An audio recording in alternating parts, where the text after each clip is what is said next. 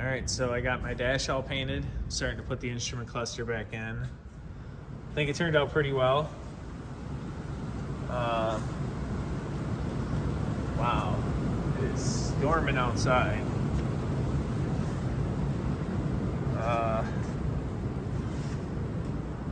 Yeah, we'll get it in the car. It's gonna look really good.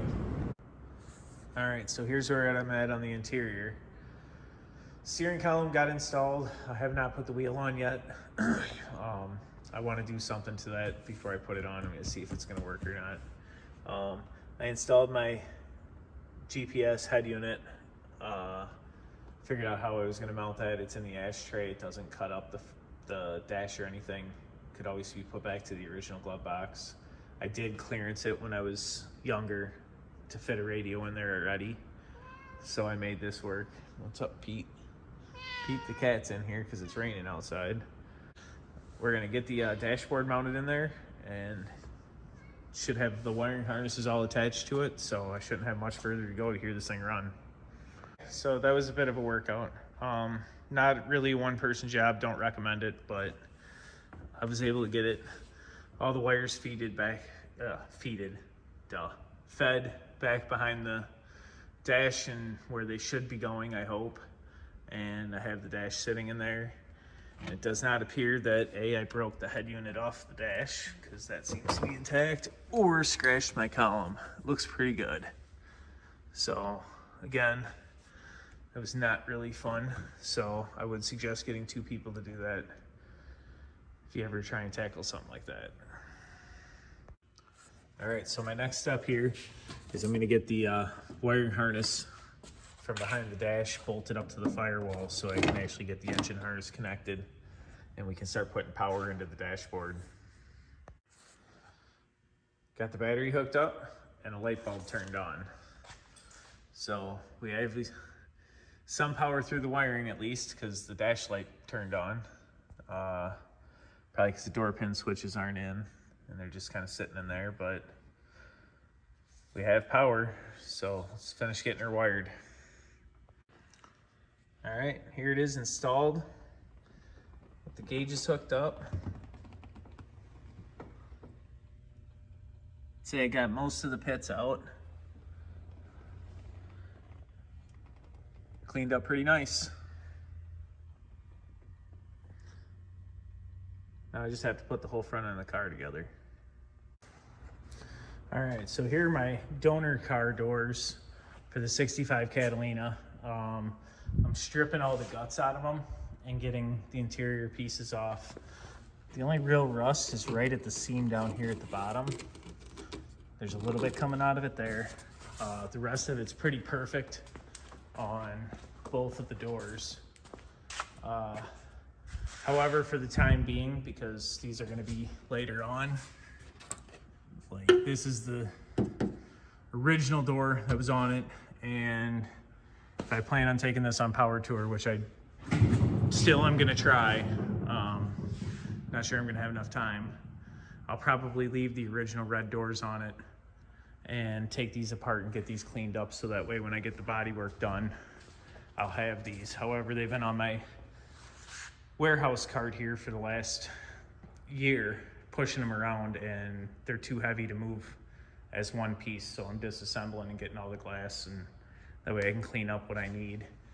Like this is pretty junk in here, it's all pitted out, so I'd have to take the ones out of that car if I was going to use these doors anyway. So, and I'd have to get the glass out to paint them and do the inside of them, so that's what I'm doing.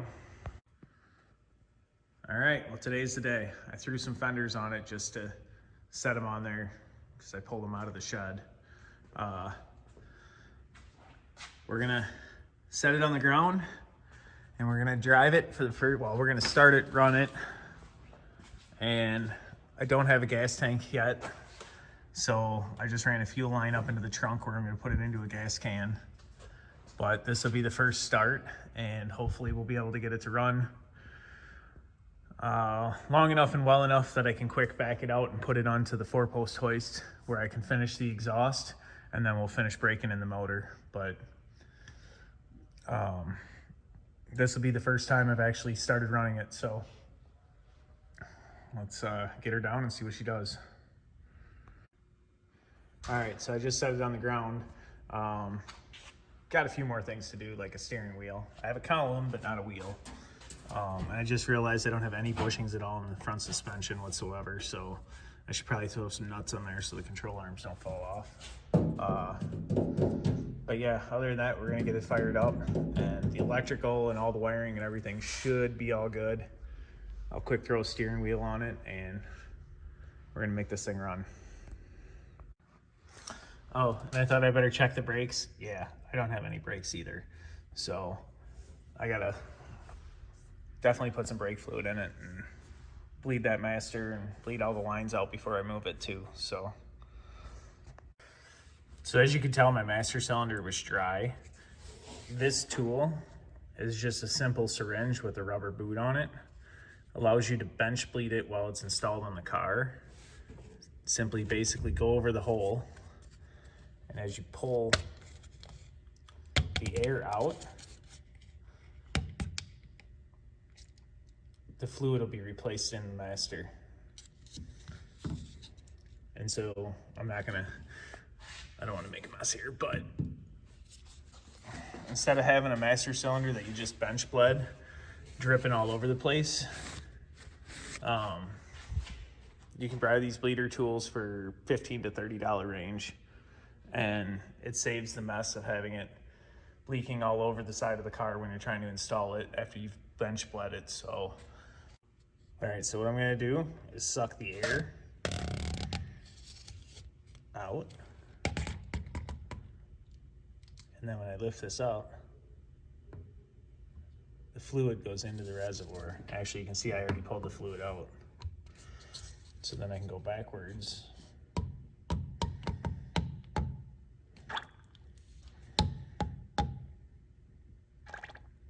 And hear it bubbling out. This tool works amazing. So I'm getting closer to starting it up. I just wanted to show you this. What I'm using is actual break-in oil from Royal Purple. It's zinc and phosphorus fortified. With that, I am also putting some Redline break-in oil additive. I'm not going to use a lot of this. I'm probably only going to use about a quarter bottle with this first break-in, just to kind of give it a little extra zinc and hopefully keep my camshaft alive. So, all right, so I still don't have a steering wheel, but I'm going to crank the engine over till I get fuel to the carburetor.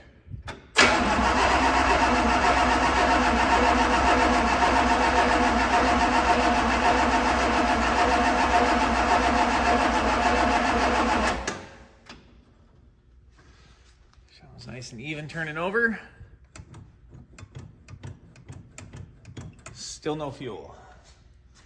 Let's try a little more.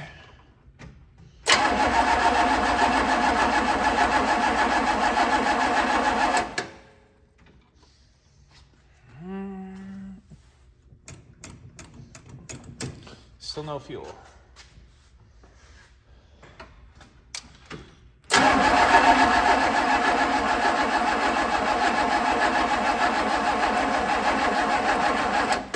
And my booster pack's gonna die soon.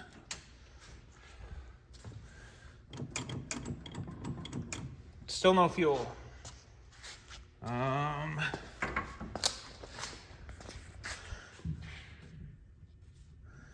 Should be pulling it out of there.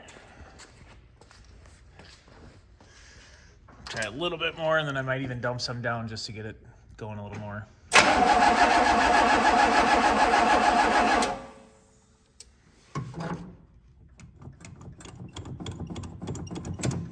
Carburetor still sounds dry. Yeah, I'm killing my booster pack. All right, so I pulled the hose off the carburetor and sucked it until I got gas in my mouth, which was gross. But I should have fuel at the carburetor now. We're gonna crank it over a little bit more and see if she fires.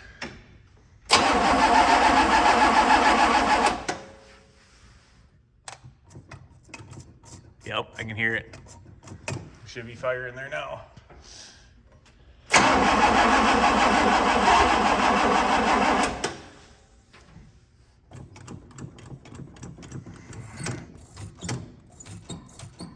sounds like I can hear it pumping gas. There we go. She's gonna live. Still need a steering wheel. Awesome. Throw a steering wheel in it and move the stuff behind it. And we're gonna put it up on the 4-post tonight.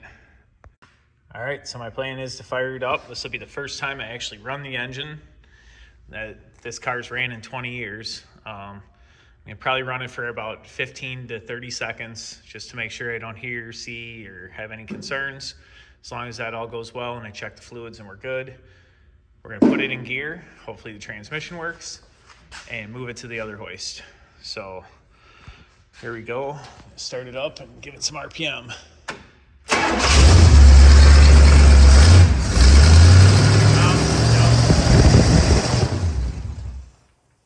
First problem, I got a gas leak. All right, yep, carburetor's leaking. Dang it, I gotta fix that. Gave it a little bit of a turn. It was pretty tight. It's got one of them fiber washers in there. And maybe just had to get wet for it to seal. So I'm gonna fire it back up. Make sure that's not leaking.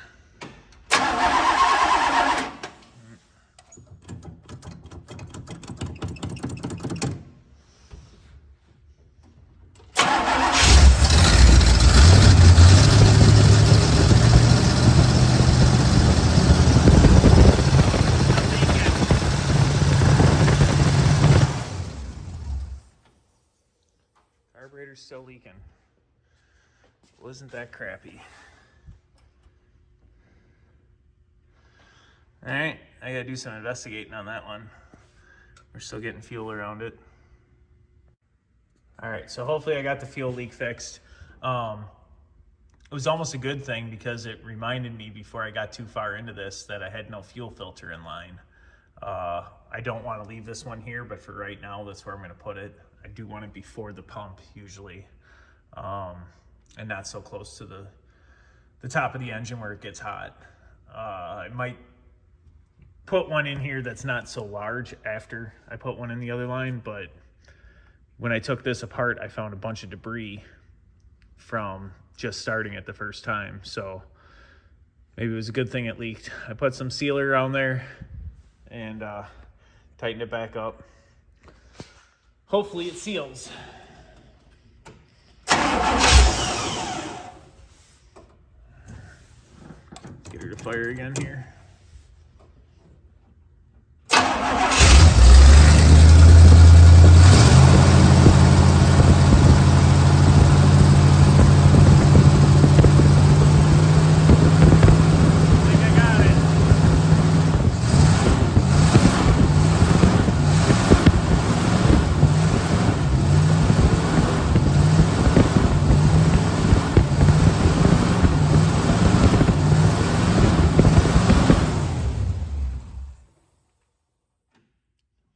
Looks like I got it.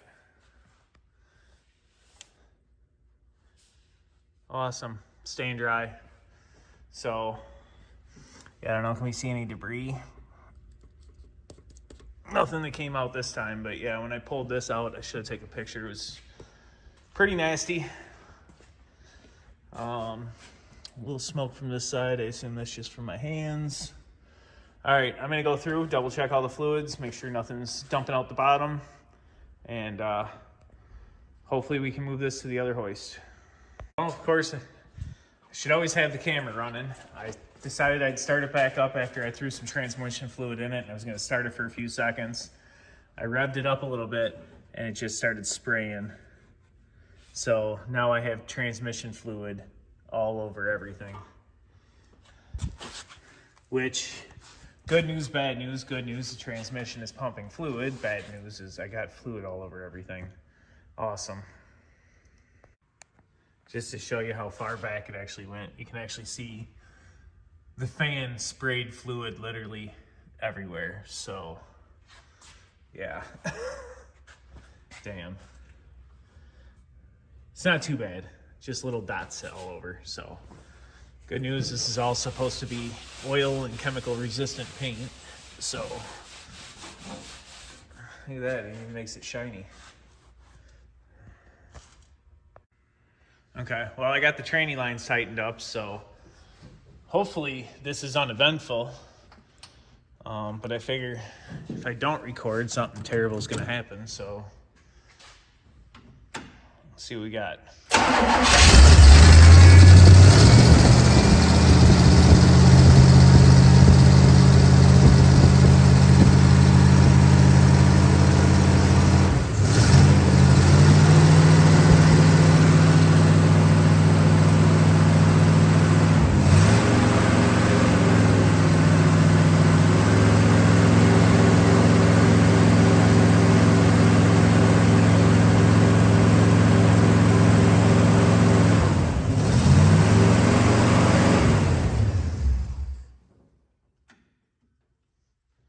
I do think she sounds good.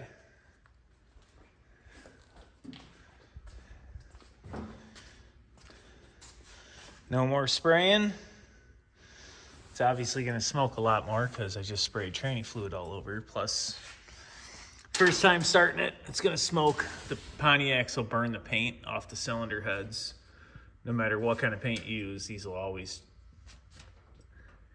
I've never seen them not burn off, so I expect it to burn quite a bit. Awesome. Double check that tranny fluid again. I think I'm going to try putting it in gear. I backed it out under its own power. So transmission went into drive, went into reverse.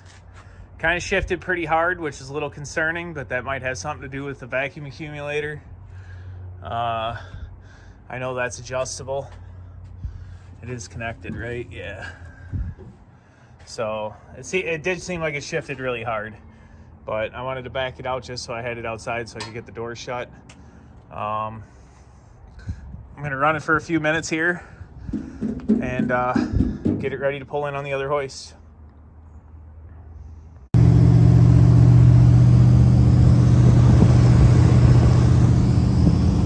Sounding really good. It's running for about 2 minutes now. Moved it from over there to the front of this door.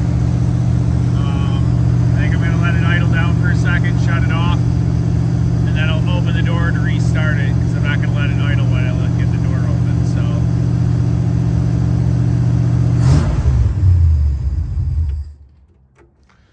she sounds really good. Yeah, you can already see the discoloration in the paint on the heads. Basically the exhaust port all the way through. That paint's gonna burn completely off.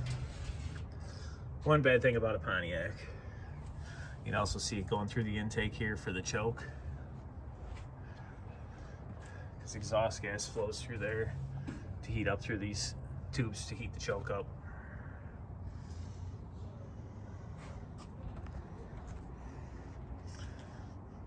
Man, that's exciting. Wow, I gotta say, what a feeling of accomplishment to have this car taken apart for over 20 years and finally get it to drive.